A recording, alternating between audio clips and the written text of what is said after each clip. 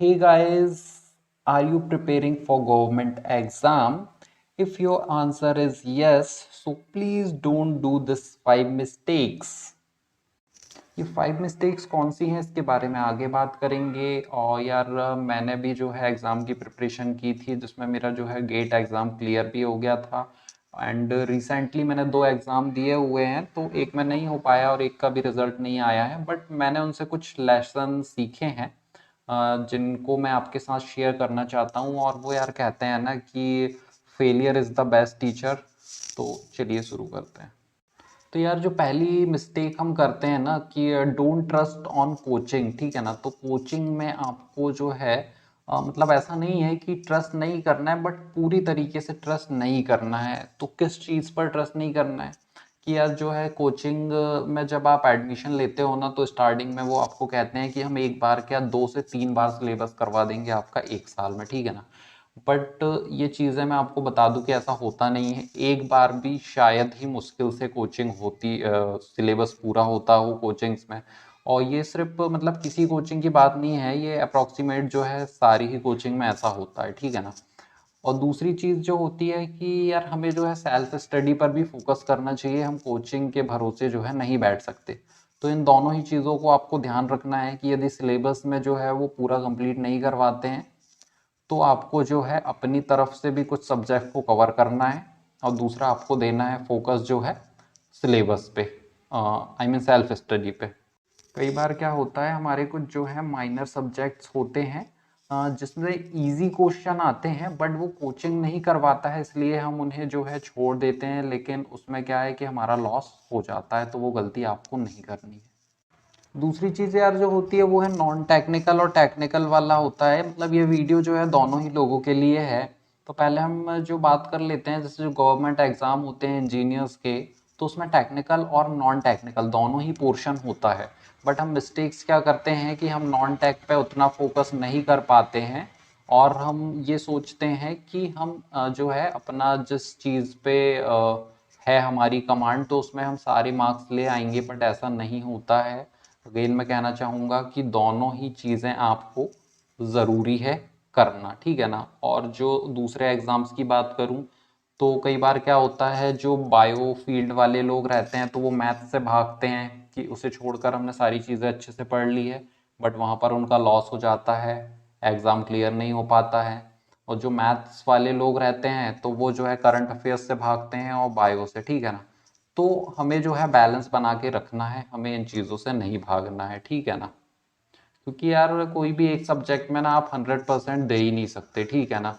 मतलब paper set करने वाला जो है डिफ़िकल्टी लेवल रखेगा ही। तो आपको दोनों ही चीज़ों पे फोकस करना है।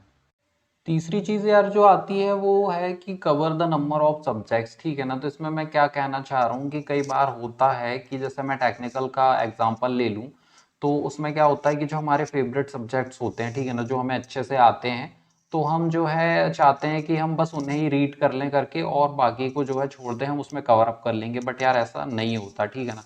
कई बार क्या होता है कि जिन सब्जेक्ट्स को हमने नहीं पढ़ा होता है और किसी दूसरे जो हमारा कॉम्पिटिटर है उसने यदि थोड़ा बहुत भी उसे रीड किया है और यदि उसमें से कुछ इजी क्वेश्चंस आ रहे हैं, तो वो आपसे आगे निकल जाएगा।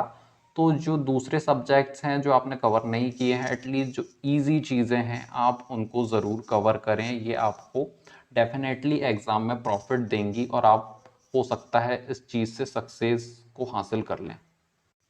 फोर्थ चीज़ जो आती है यार वो है ना टेस्ट सीरीज, ठीक है ना। तो पहले क्या है कि हमें टेस्ट सीरीज का जो पर्पस है उसे समझना होगा, क्योंकि हम इस बात की कंप्लेन करते हैं कि यार हमने तो टेस्ट सीरीज जो है लगाई थी बट उसमें से कोई क्वेश्चन नहीं आया, ठीक है ना। तो हम पहले पर्पस समझ लेते हैं।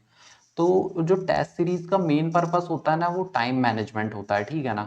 कि कई बार क्या होता है कि हम वहाँ पर जो है पूरे क्वेश्चंस अटेम्प्ट नहीं कर पाते हैं, तो यदि हम घर पे ही प्रैक्टिस करेंगे टेस्ट सीरीज से, तो हमारा टाइम मैनेजमेंट जो है अच्छा हो जाएगा। और अगेन टाइम मैनेजमेंट एक बहुत बड़ा फैक्टर है, ठीक है ना, एग्जाम क्लियर करने में।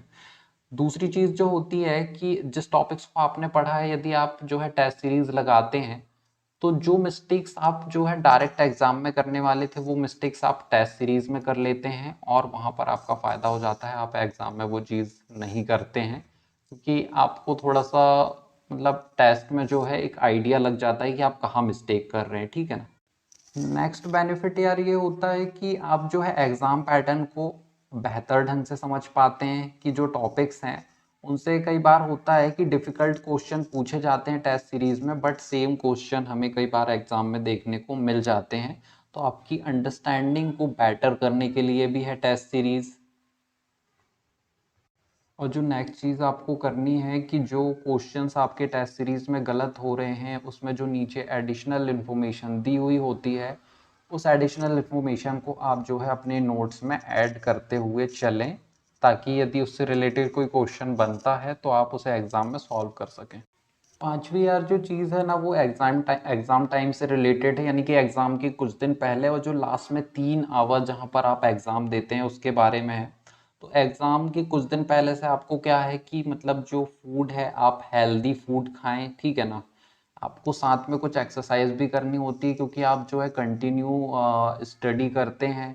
तो उससे क्या है कि आपकी बॉडी को जो है थोड़ा सा वार्म अप करने के लिए आपको एक्सरसाइज करते रहना चाहिए ताकि ब्लड सर्कुलेशन अच्छा बना रहे, ठीक है ना।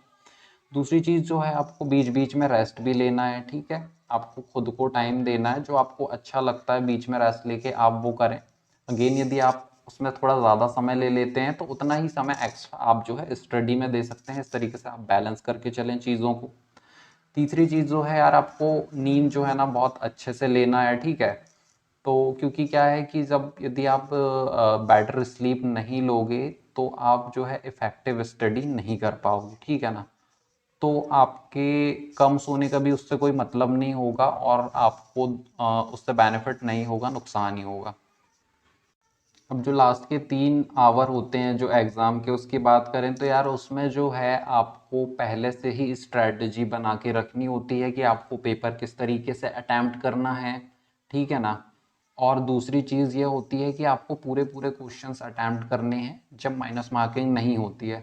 बट कई बार क्या होता है, मेरी कुछ लोगों से बात हुई है तो 200 क्वेश्चंस में से वो सिर्फ 150 क्वेश्चंस ही अटैम्प्ट कर पाए। अगेन मैं आपको कहना चाहूँगा कि जो मैंने फैक्टर आपको बताया टेस्ट सीरीज़ वाला, कि यदि आप उससे टाइम मैनेजमेंट जो है पहले ही सीख लेते हैं तो आपको एग्ज़ाम में प्रॉब्लम नहीं होगी, ठीक है ना। तो यार ये थी कुछ सिंपल सी जो है 5 मिस्टेक्स जो आप ना करें। मैंने पहले की थी बट मैंने अभी ठीक कर ली है। और वीडियो पसंद आया हो तो प्लीज़ लाइक करें और चैनल को सब्सक्राइब करें। Thank you so much.